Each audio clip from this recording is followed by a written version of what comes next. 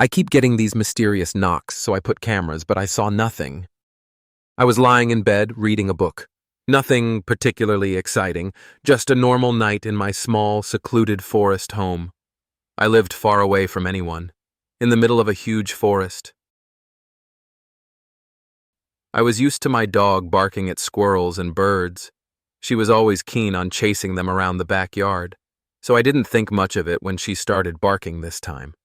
I was fully absorbed in my book, so I missed the first knock at my door. But when it came again, louder this time, my head snapped up and I was suddenly out of my fantasy world. I set my book down and walked to the door, confused. Solicitors rarely came around these parts, but I supposed anything was possible. I hadn't ordered anything, had I? No, that wasn't it. I got about a foot from the door, and the knocking stopped. I walked to the window and peered outside. No one was there. What on earth? I thought. Who could that possibly have been at this hour? And how did they get away so fast? A while back, there had been some reports of robberies up here, so I had added a few extra locks on my door.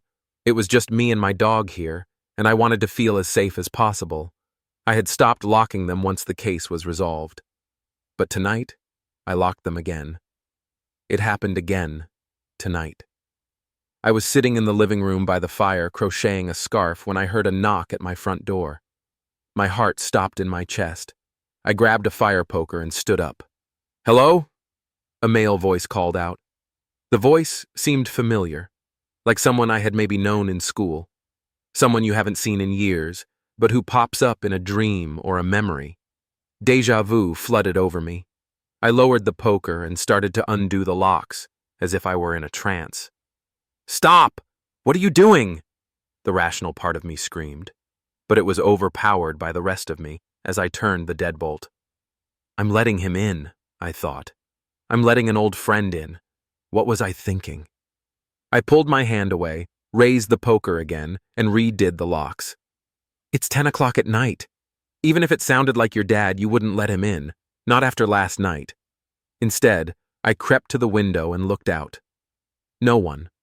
That settled it. Tomorrow, I was going to town to get security cameras. I planned to catch this thing in the act, whatever it takes. End of chapter 1. Subscribe for part 2.